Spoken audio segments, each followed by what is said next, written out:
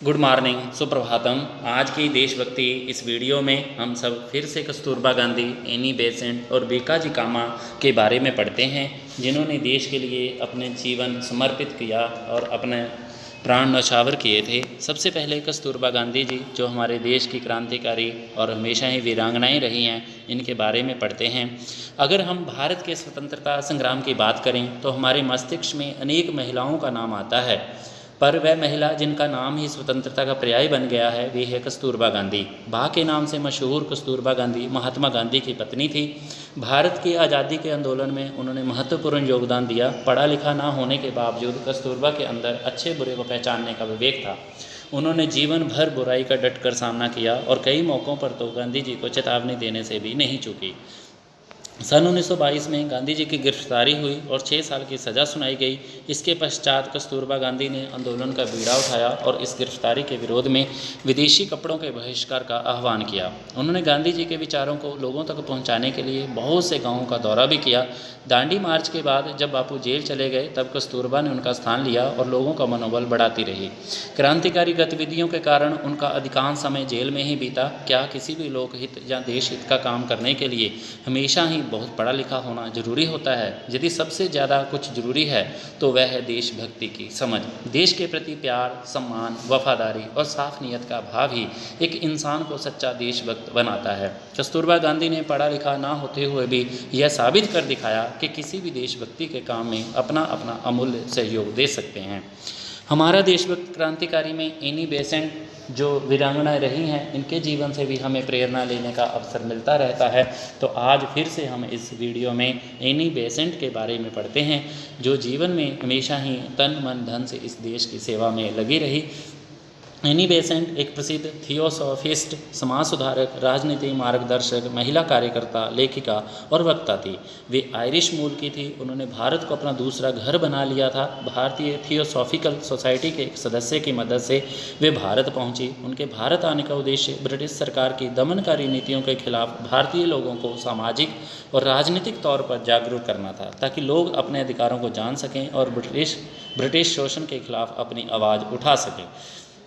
Annie Besant ने महिलाओं के अधिकारों, धर्मनिरपेक्षता और मजदूरों के हक के लिए लड़ाई लड़ी। थियोसॉफिकल सोसाइटी जाति, रंग, वर्ग में भेदभाव के खिलाफ थी और सार्वभौमिक भाईचारे की सलाह देती थी। मानवता की ज़्यादा से ज़्यादा सेवा करना उसका परम उद्देश्य था। धार्मिक, शैक्षणिक, सामाजिक एवं राजनीतिक क्षेत्र में उन्होंने राष्ट्रीय पुनः जागरण का कार्य आरंभ किया। भारत के लिए राजनीतिक स्वतंत्रता आवश्यक है। इस उद्देश्य की प्राप्ति के लिए उन्होंने होम रूल आंदोलन संगठित करके उसका नेतृत्व किया। उन्होंने पूरे भारत का भ्रमण किया, जिसके कारण उन्हें भारत और मध्यवर्गीय भारतीयों के बारे में जानकारी प्राप्त हुई, जो कि ब्रिटिश शासन से काफ़ी पीड़ित थे। शिक्षा में उनकी लंबे समय से रुचि के फलस्वरूप ही बनारस में केंद्रीय हिंदू विश्वविद्यापीठ की स्थापना हुई। वे भारतीय स्वतंत्रता आंदोलन में भी शामिल हुई। भारतीय राष्ट्रीय कांग्रेस की अध्यक्ष बनने वाली वे प्रथम महिला थी। उन्होंने न्यू इंडिया नामक समाचार पत्र प्रकाशित किए, जिसमें उन्होंने ब्रिटिश शासन की आलोचना की और इस विद्रोह के कारण उन्हें जेल जाना पड़ा। इस जमाने में कितना कठिन रहा होगा कि कोई महिला विदेश से दमन करी ब्रिटिश राज वाले भारत में आकर ब्रिटिश राज के ही खिलाफ आवाज़ उठाए और वहाँ के लोगों को जागरूक करे। आज भी एनी बेसेंट के बारे में इतिहास में उनका बहुत ही चर्चा है, बहुत ही नाम है, बहुत ही फेम है, प्रसिद्धि है। तो अग्रिम हमारे देशभक्त क्रांतिकारियों में भीकाजी कामा का नाम अग्रणीय आता है। इनके जीवन के बारे में हम जानकर अपने जीवन को कुछ और अच्छे पलों में आनंदित करते हैं। ऐसी वीरांगना भीकाजी कामा, भारत में ब्रिटिश शासन जारी रहना मानवता के नाम पर कलंक है। एक महान देश भारत के हितों को इससे भारी क्षति पहुंच रही है। उन्होंने लोगों से भारत को दासता से मुक्ति दिलाने में सहयोग की अपील की और भारतवासियों से आह्वान किया कि आगे बढ़ो, हम हिंदुस्तानी हैं और हिंदुस्तान हिंदुस्तानियों का है। भीकाजी का जी रुस्तम कामा उर्फ मैडम कामा भारतीय मूल की फ्रांसीसी नागरिक थी, जिन्होंने दुनिया के विभिन्न देशों में जाकर भारत की स्वतंत्रता के पक्ष में माहौल बनाने का कार्य किया। मैडम कामा ने जर्मनी में 7वीं अंतर्राष्ट्रीय कांग्रेस के दौरान भारतीय तिरंगा फहराया। उन्होंने इस तिरंगे में भारत के विभिन्न समुदायों को दर्शाया था। उनका तिरंगा आज के तिरंगे जैसा नहीं था। भीकाजी ने लंदन, जर्मनी और अमेरिका का भ्रमण कर भारत की स्वतंत्रता के पक्ष में माहौल बनाया था। लंदन में रहते हुए वे दादा भाई नौरोजी की निजी सचिव भी थी। Dadabhai Naoroji British House of Commons का चुनाव लड़ने वाले पहले एशियाई थे। जब वे इंग्लैंड में हॉलैंड में थी, उस दौरान उन्होंने अपने साथियों के साथ मिलकर क्रांतिकारी रचनाएँ प्रकाशित प्रकाशित कराई थी और उनको लोगों तक पहुंचाया था। वे जब फ्रांस में थी तब ब्रिटिश सरकार ने उनको वापस बुलाने की मांग की थी, पर फ्रांस की सरकार ने उस मांग को खारिज कर दिया था। इसके पश्चात ब्रिटिश सरकार ने उनकी भारतीय संपत्ति जब्त कर ली थी और भीकाजी कामा के भारत आने पर रोक लगा दी थी।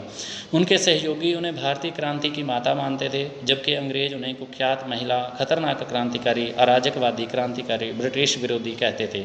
उनके सम्मान में भारत में कई स्थानों का नाम उनके नाम पर कहा गया था। भारतीय तटरक्षक सेना में जहाज़ों का नाम भी उनके नाम पर रखा गया था।